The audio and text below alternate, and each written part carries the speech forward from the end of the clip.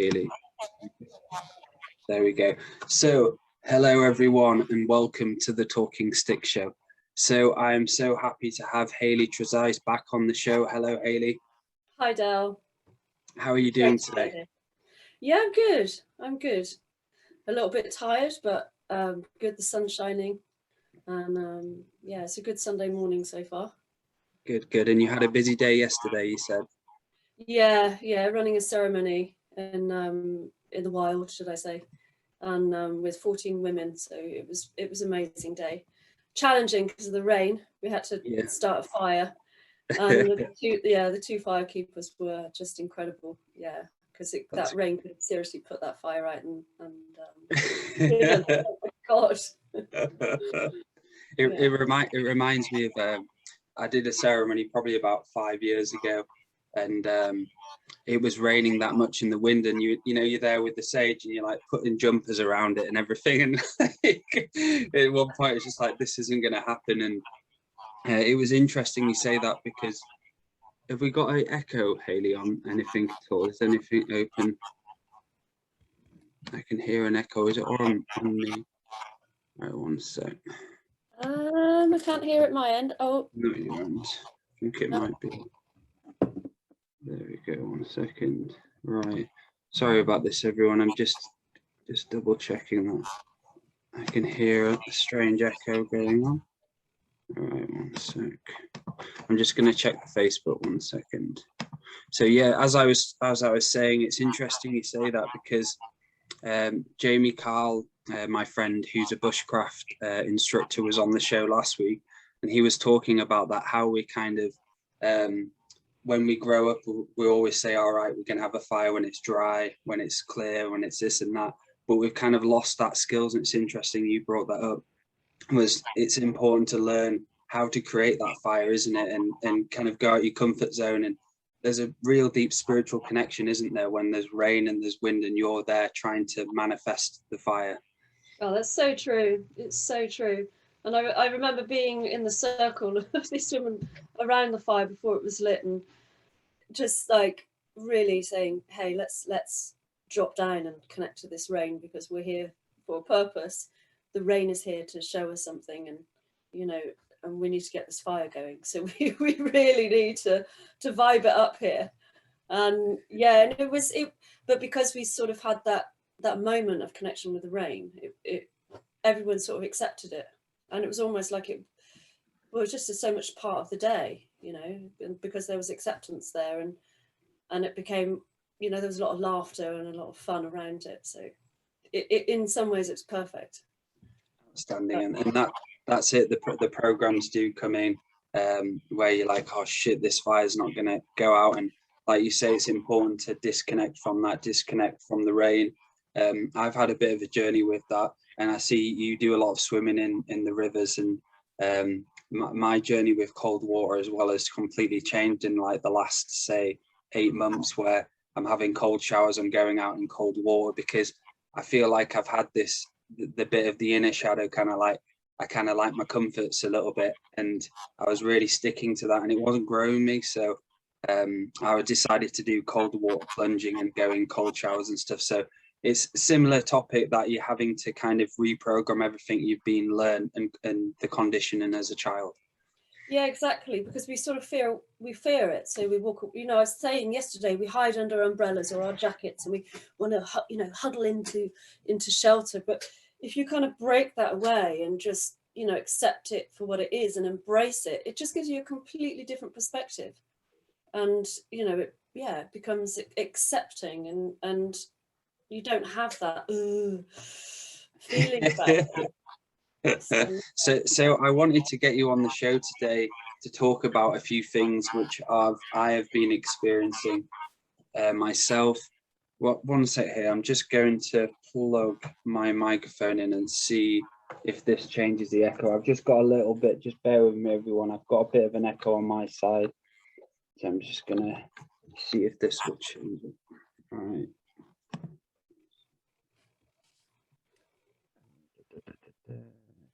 Hear me okay, Hayley? That's fine. Yeah, perfect.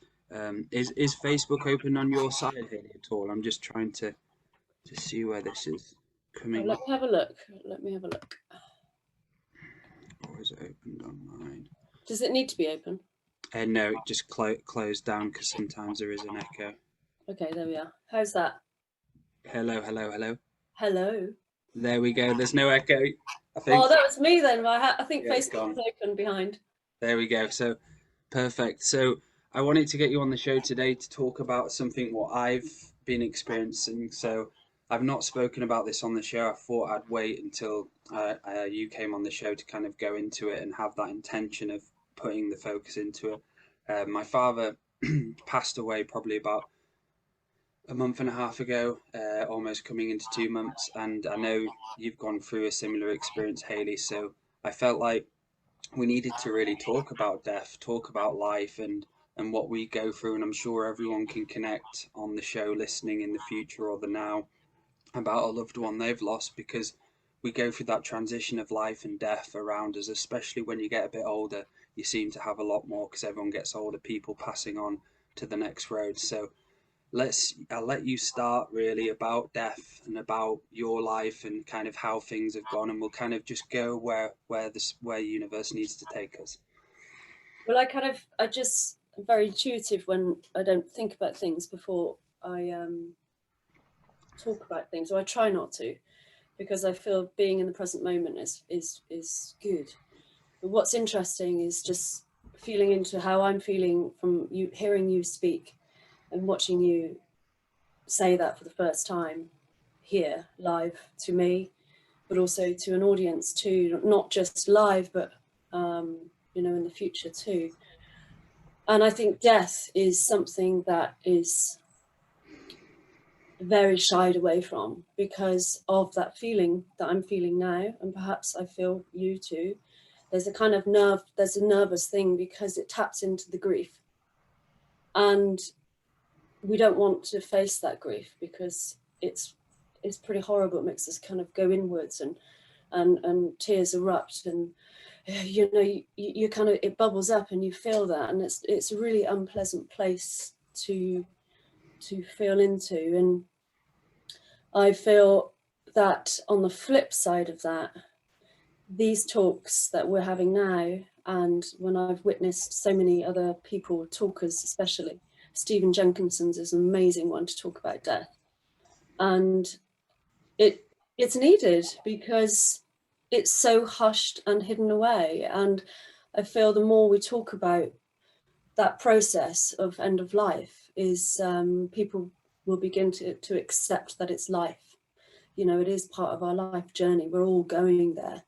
And the thing that for me, losing my dad and also my mother-in-law, and I've just witnessed a few deaths this year, and it has made me realize that death is the greatest teacher on earth.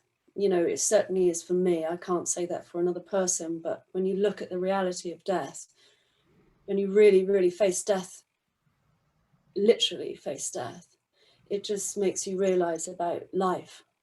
And there's no better teacher than that. Death makes me want to live my life. And that, is something I could say that I've taken positively from my experiences of seeing, my beloved pass away. Has made me want to live my life. And it's made me want to, it's actually made me appreciate the simple things, really simple things, and what I have here in my home and my partner, and just the small things that I almost take for granted. And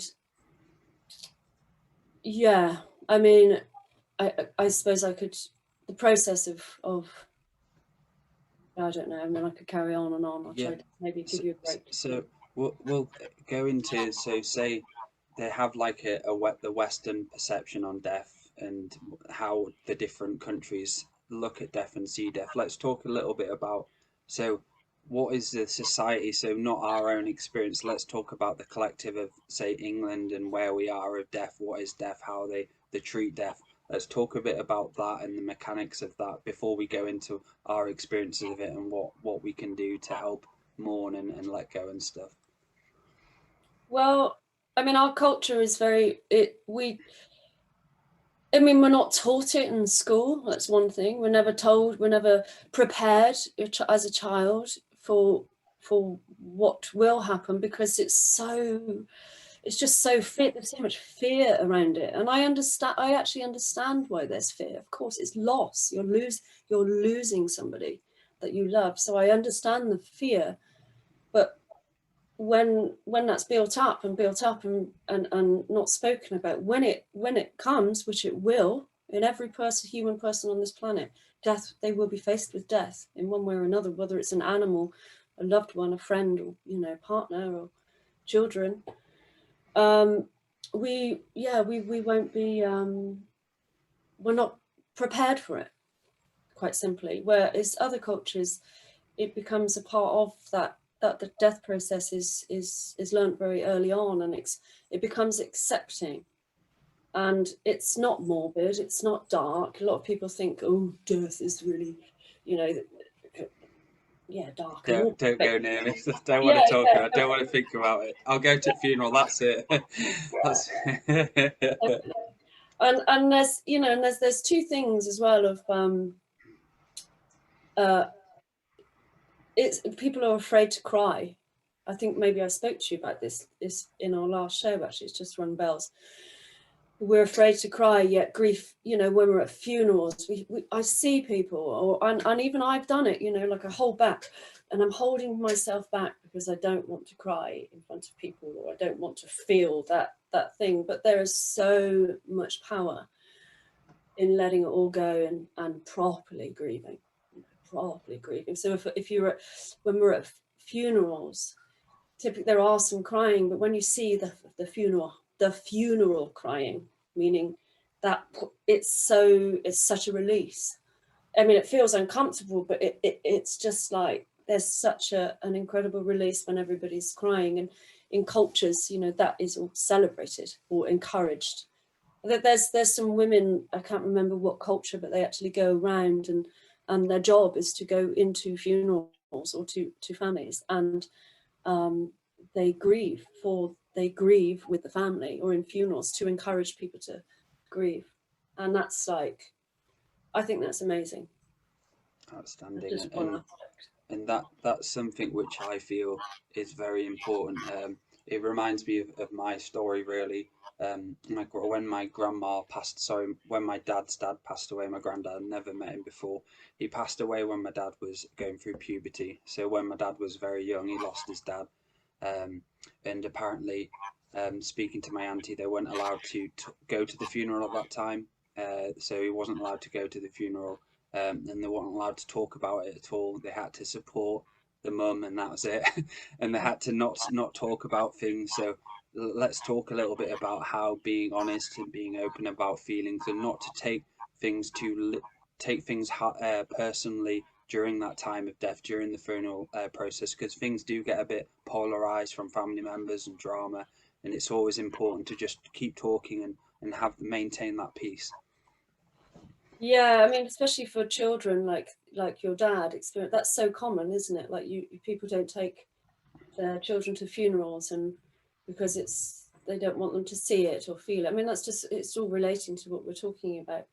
I just want to just say about my nephew, who's 10 and went and saw my dad when he passed away. It was his choice to go in, and my sister was wondering, but my sister and her partner were both, ooh, but he wanted to, so they said, well, yeah. And I just, I'm so proud of him for doing that, because that wasn't easy for him. He didn't know what he was going into, and he felt uncomfortable, and he didn't, you could see the emotions and the feelings of avoidance, but he went to see him, and I think that's incredible. And yeah, and it's funny that I'm talking about him. This is my dad's flask as well. So his tea flask, what he bought, and he couldn't use it, so he gave it to me at the end of his life.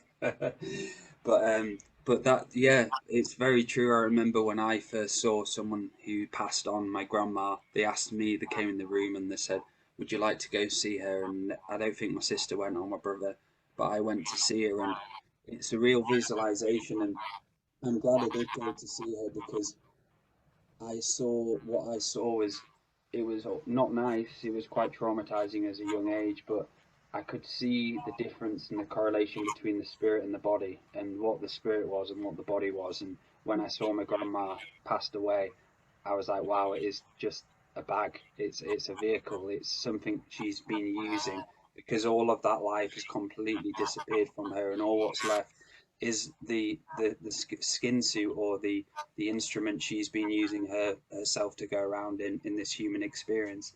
So that for me, Hayley, was a big, it was not nice at the time, but for me it was a big correlation, but me understanding what life and what death is and what spirit is. Yeah, that's, I mean, that's so true. That is so true. Until you see that, you really understand that yeah, the life has left, that life, that spirit, that who they truly are, the true self, that it is transitioned. And it's a difficult one, because you're left with, which I call, our bodies is our temple. That's how I see it, because it's something that we've chosen. Our spirit has chosen this body, and yet we spend our lifetime berating it, typically. Yeah, Wish I had different figures, different. exactly. Oh, so many. We all do it, one form or another. And yet it's our temple. And so when you see that, that body there, we associate the physical aspect, sorry, the visual aspect. That's what we see. But there's something that you feel, isn't it, when you're in the presence of someone who has passed over, that you cannot feel that person anymore, and that they've gone. So it's quite a strange one, really. So what was it like for you leading up to, say, when you've experienced someone who's passed on in your family? What was it? What were the days like leading up to it and the passing, everything? Just to hear your perspective on how you. It's interesting to hear everyone's, and I think being open and honest and just talking about our stories is vitally important for other people to go, oh shit, I've been through that. That kind of resonates with me as well. Yeah, I think the it takes a lot of courage to watch someone die. It's not an easy thing, and obviously for that person who's passing away, we don't know at all what we're going to be like. I mean, it's a very, very scary thing to face death and the end of life. And I think it takes a lot of courage to witness somebody pass away. And I can kind of understand why, when people get really close to death, they typically what happens is people start breaking off and not wanting to see that person, because when they get close to death, and I will come back to your question, but I think this is just what's come through. And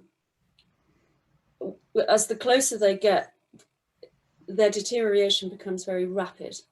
Like you could go away for one day, come back, and like, oh my God, it can be quite shocking to see their physical body deteriorate. And that can be quite traumatic. But my experience, I mean, I have to say it was really tough with my dad. I experienced my mother-in-law die about 6 months before that. And that was really tough. But it was the same scenario. It was cancer, and the palliative care came in. She was on a driver. I knew I had to care for her. I don't know why. I just knew it from spirit. And I offered that to Jean, her partner, and she said, thank you, that'd be amazing. And I had absolutely no idea, none, what I would be doing and what I'd be facing up to. And I ended up like physically caring for her. And that was not what I was expecting, but it was an incredible experience.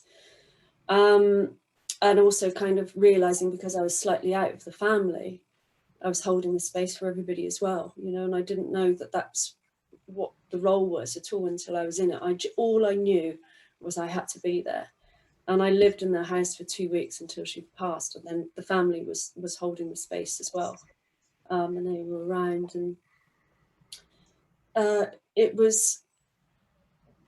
she was really accepting of death.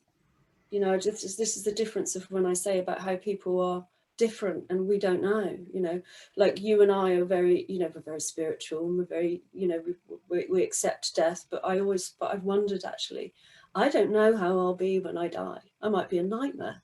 I might be just so fearful,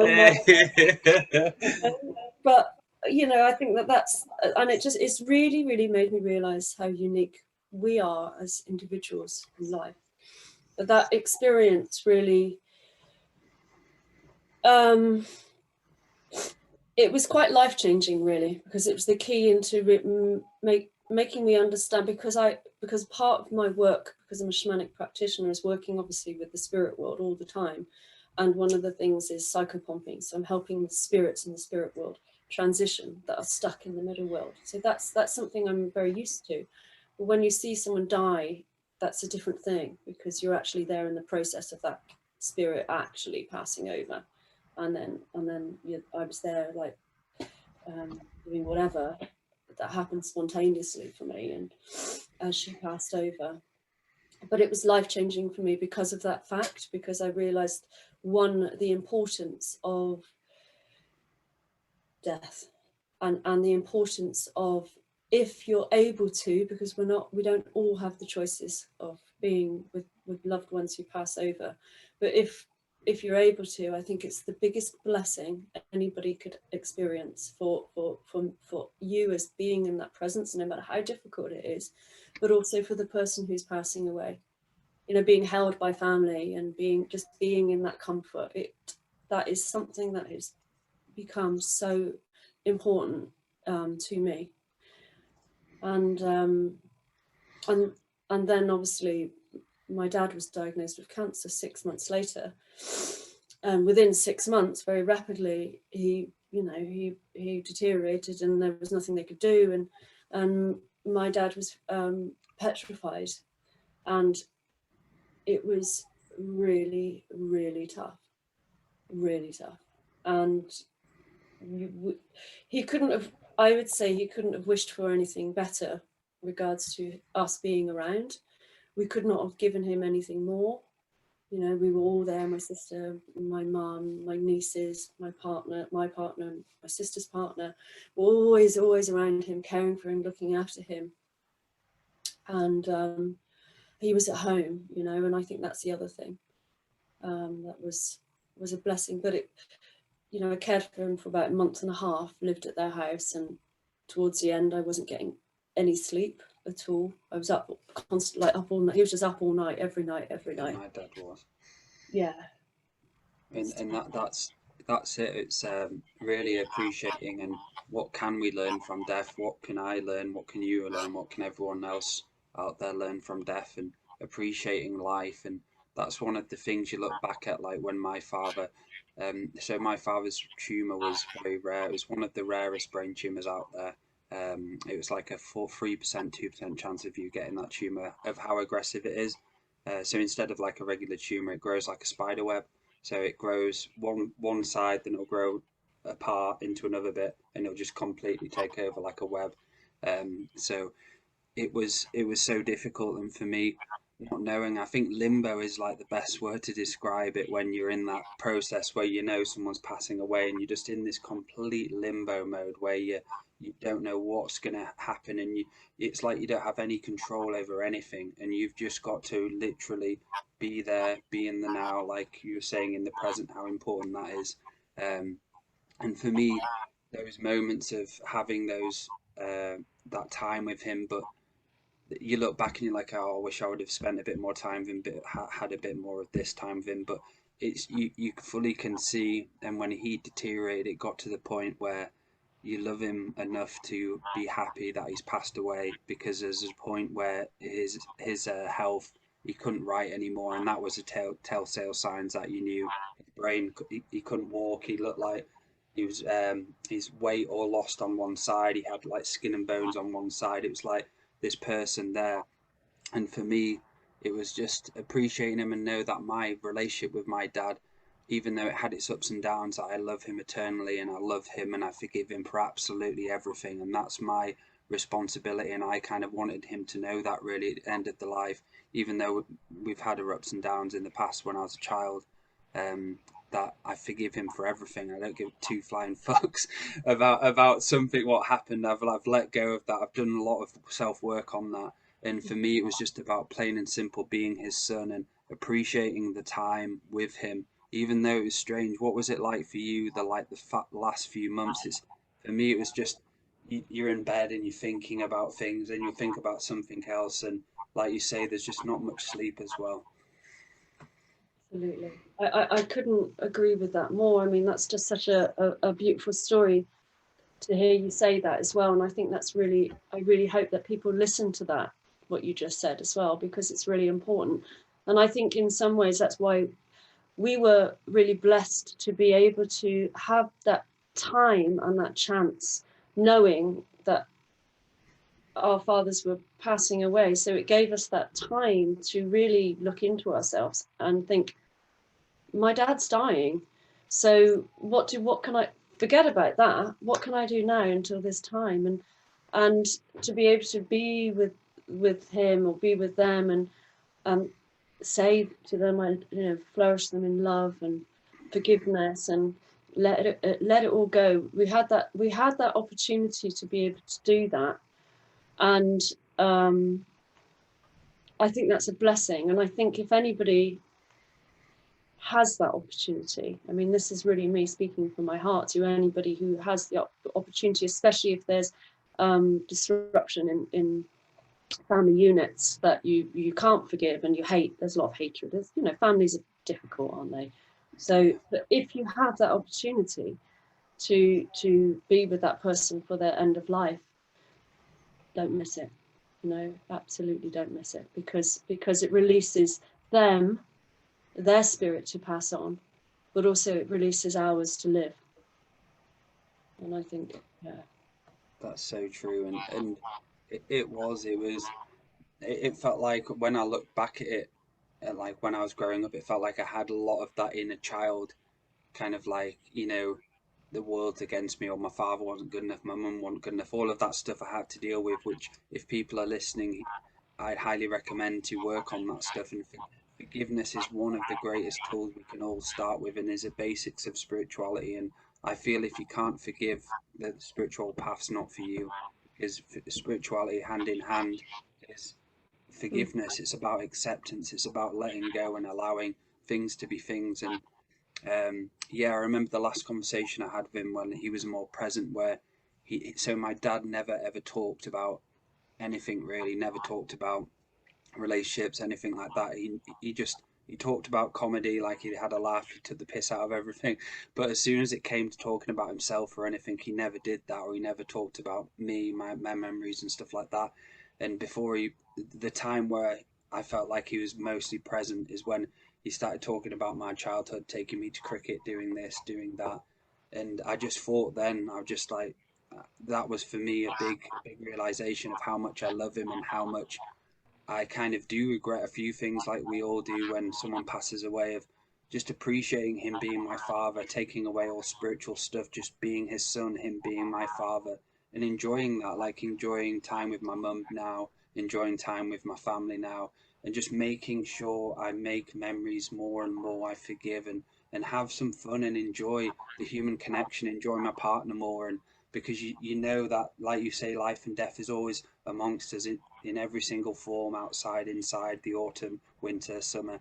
It's about us just being in the now and enjoying this present moment as much as we can, because next year someone in your family may pass away. Hope they don't, but it may happen. And you look down the line, look at future potentials. If you forgive them and spend time with them now before they pass away, and if they do pass away, it may have a lot more inner work for you to do, of regret, of shame, of stuff like that. yeah, absolutely. And it just makes you realize that it really doesn't matter. All of that stuff really does not matter. And actually, when we also think about where we are now as humans, where you are in your life, you wouldn't be where you are without these experiences. So be grateful for them. All of the hardship in all of my life, no matter how difficult it's been, family and outside of family, I can honestly say, hand on my heart, I'm grateful for them, because they've been incredible lessons for me. And I've worked through it, and here I am. And I'm and kind and caring and all those things that I kind of wish to be. Yeah, so they're part of my story, you know, they're my history, and here I am today. So, you know, all of Standing, that stuff. Mm. and that's that ancestral connection, and that's something I hold very dearly, and I honour the loved ones who've passed away. My grandma, I know she's still in the spirit world. My nan, I know she's still in there, and they were all big, like you say, all big teachers for me. My dad was a big teacher for me to talk, to learn how to talk, to express my feelings, to make sure I am talking, I do listen more, all of that stuff. He was just there to teach me, right, you've got to do this and that, and separating any blame, separating any judgment. He was there, what he needed to do. We were together, and our contracts together were played out. He was my dad. He brought me into this world, and that's it. And I let him go in the fullness of my love so he can go further.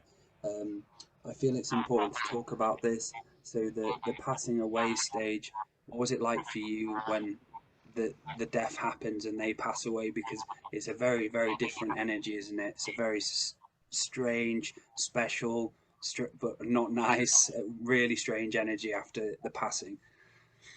Well, I remember, well, obviously I remember as clear as yesterday.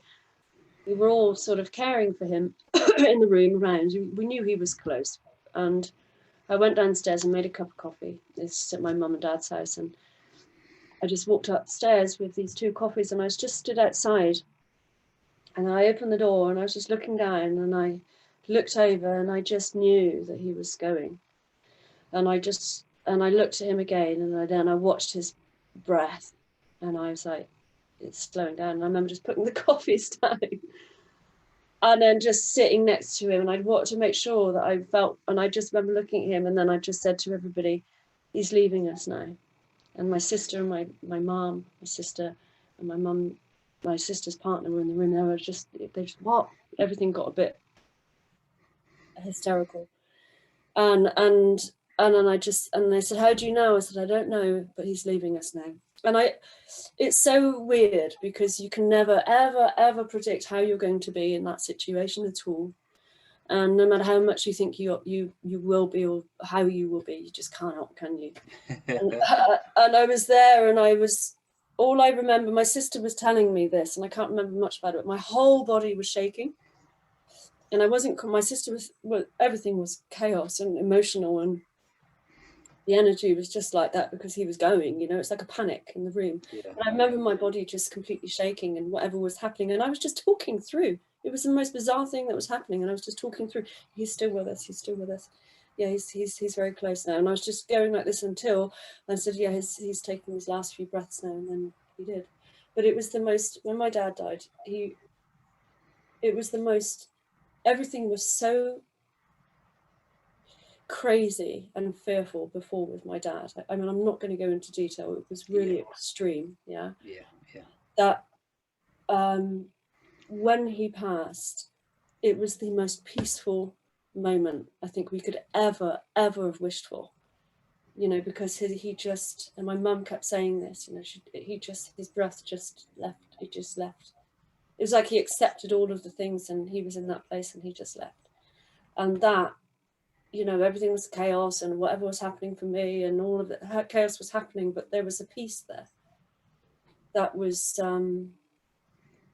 yeah. I mean, it's not, words don't really explain it, but that's kind of the best how I can explain it, really. And just the other thing is no matter how much grief and how difficult that situation was, watching him leave us, I felt so blessed and grateful that we were, for us and for him. I really mean that, you know. So, yeah.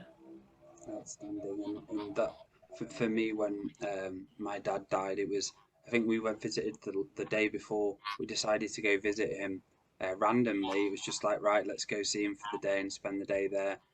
We were thinking he was going to be around for another 6 months, maybe a year.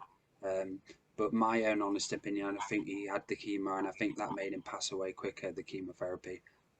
Because I did a lot of research into it, and it is because it takes a lot of goodness and badness out of you. A lot of people, you need to be a very strong, emotional, strong person to get through all of it and for it to work. It's such a low percentage of people doing it. And I could see that the second round was really breaking him down, and you could see he wasn't really there. He lost who he was, lost his presence as much. So the second round after that, he kind of went downhill.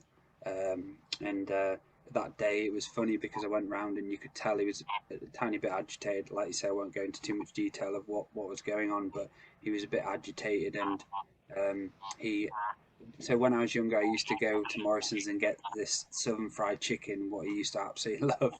And I remember saying to him at lunchtime, I was like, right, just something said to me, right, Gabrielle, we've got to go out, got to go to Morrison's to get this southern fried chicken and this bap he used to absolutely adore with some coleslaw and stuff. And I remember saying it to him, and I'm not joking, his eyes lit up. Like he turned around and he proper smiled and was like, oh yes, I'd love that. And that was the first time I ever saw him like that in the last weeks before that actually have like, whoa, yes. And that for me was like the power of that memory, the power of the food, the power of the comfort. And that's comforted me. And I went to get him it. I sat there eating the food with him, and he was eating it. Then as I went, it was just such a strange experience because got into the car, came back, and I looked at him and I just said, "Take care of yourself, Dad." And for me, like I don't say that. That's something I never, ever say, ever. I'll never say that to anyone. Take care of yourself. It's just not something that would come out of my vocab. Maybe now it will, but back then it wasn't. And I just looked at him and I just went, "Take care of yourself, Dad." And he went, "Bye, love." And my dad never says "love you" or anything like that, but his way of saying "I love you," "bye, love," that's his kind of thing. And that was it. He passed away early in the morning. And that day when he passed away, I remember listening to there's an artist called, I can't even pronounce the name because I've just started listening to him, Exiva. It's called Spirit Bird. Yeah, I And know. I started listening to that like 4 days before he passed away, and I remember listening to it on the way in the taxi, and I was just crying, but I could feel this really strong feeling of him around me, my grandma around me, and just this strong presence of the unseen world, kind of checking in on me, saying he's still here. He's obviously going through his transition, and I got there, and then the process happens. And it's such a strange thing for everyone. Grief is a ridiculous. I can't say you can heal grief in this way and that way. It doesn't work like that. It's just every single body's grief so different. No one grieves the same as other people, but it's not nice, is it, Hayley? The first few weeks of the up and down, then I was getting like mad, I was getting sad, I was getting happy, I was getting all of those stuff. So let's talk about the grief and how we can go through that and kind of a little less polarization on the grief process. Well, I think you're really just accepting it all and knowing that it is the grief process. I think I can't remember how many, is it 4 or 7 emotions that you go through? But you're right. I mean, and they don't come in any order as well. You know, like you say, you're really angry, you're just angry at everything and everything triggering you. And then next minute you're fine. Next minute a memory comes in, and you know, you're just in that flood of tears. What happened for me after for a while after was I was finding myself just be in a memory, like just literally be here having breakfast, and then suddenly it's being disassociated, I think, Yeah, because then yeah, suddenly I was just in this, I was in the place where, like caring for my dad, where he was begging whatever he was, you know, being in that situation, which was really trauma, and I would just be there, and it would be like suddenly I'd panic because I'd just be like there and I couldn't, and then I'd bring myself back, and it was really difficult, you know, and that kept happening for about, not long, but probably for about 2 weeks on and off, where I would just, you know, go and I'd be there. But I think really the only thing you can do with grief is don't push it away, you know, don't push it away, really bring it into your life and allow it to be released, because if you don't, then it will come up later. You cannot run away from grief, like you said, it will come up.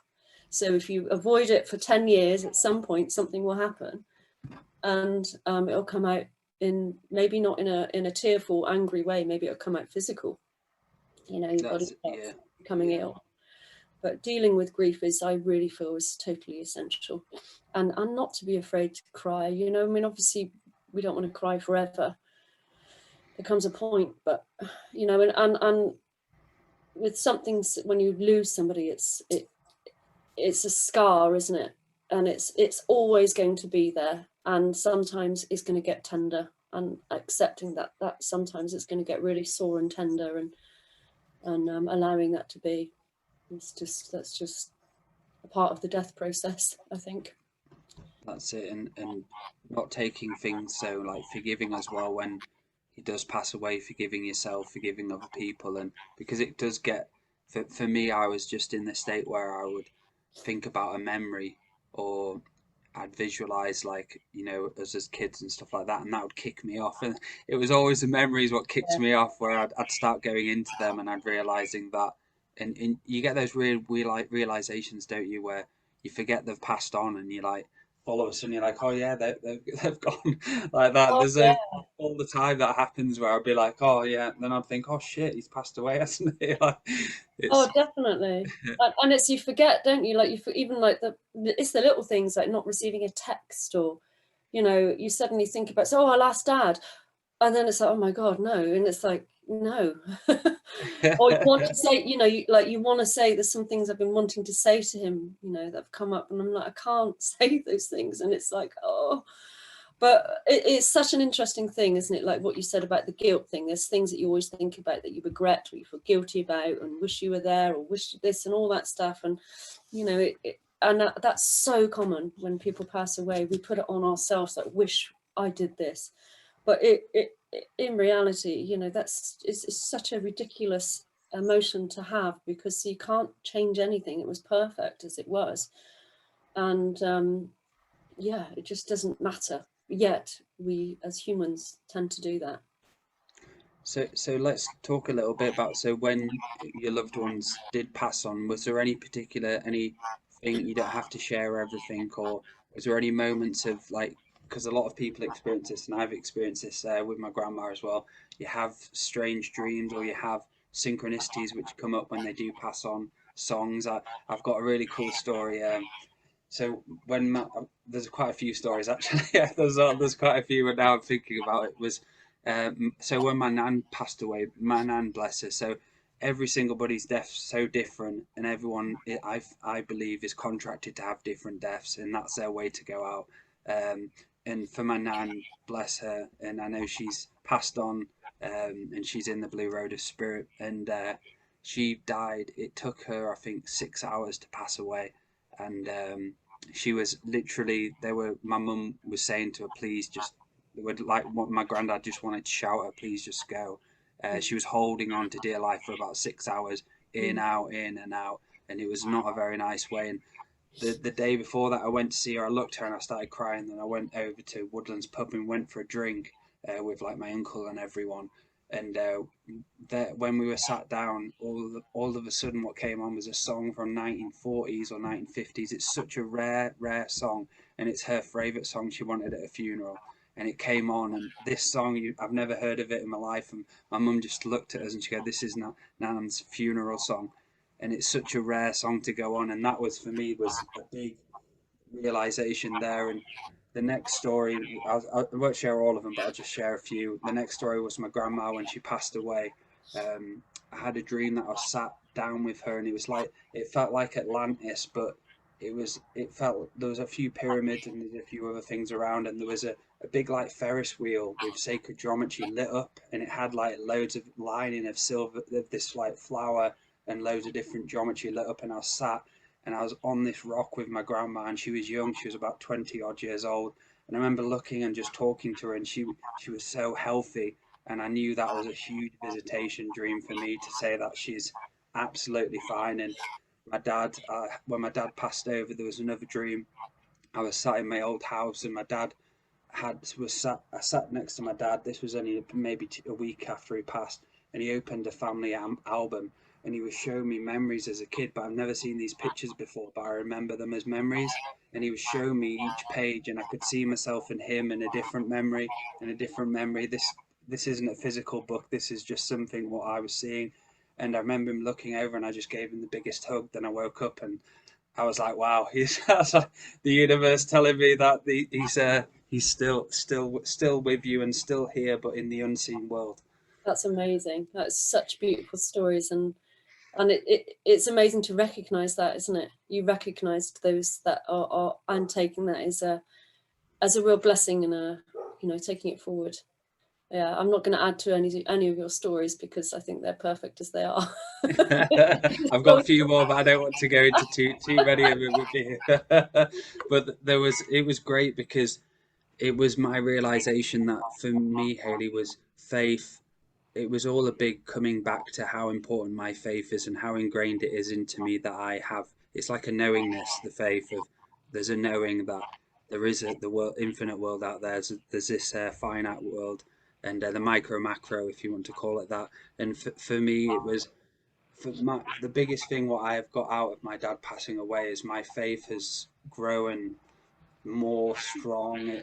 There's not any doubt within me left anymore. And from before that, there was a few shadowy bits of doubt, but now it's just a full knowingness of my faith will guide me through anything, and I'll be able to guide through anything. So let's talk a little bit about letting go then, Hayley, to the last final bit of the show and how important it is, because I know you help pass on spirits who have passed on, and for me, I do feel like a lot of spirits are held back by partners or family members who have to hold them onto them and can't let them go. So let's talk a little bit about that, the letting go process. It's probably one of the hardest things to, you know, to do actually, because you're losing your loved one. So of course we want to hold on to their dear life, but yet on the realms of what we do, yes, that can really hold someone back from really doing what they need to do, which is transition, and that's hard to accept if you're like, you don't want them to go. But yeah, you're right, you know, that can really restrict and stop someone. There's, you know, it's almost soul theft that can happen, which is theft is probably sounds a strong word in this scenario.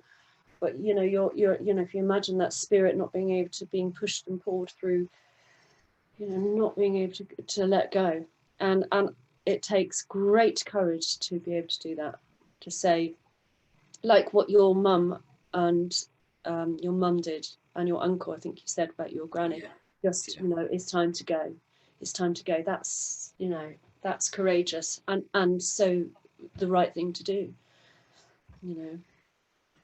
And so moving forward, so we're talking about death and some of our own experiences, and I feel that this show has been exceptional. And thank you so much for coming on, Hayley. It's an absolute honour to have you on for the third time. And so, what's coming up for you then for people who, what events and stuff are coming up for you?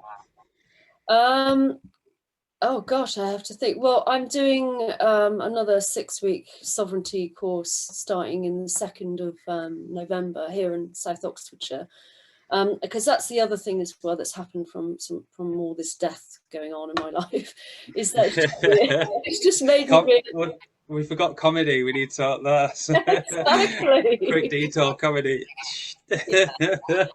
But it's made me realize, you know, like, God, life is short. You know, I know that's such a classic thing, and let's get on with doing what we need to do. And, you know, one of the things for me is facilitating circles and groups and doing retreats and things like that. So, you know, I'm doing, my next sovereignty here in 2nd of November for 6 weeks.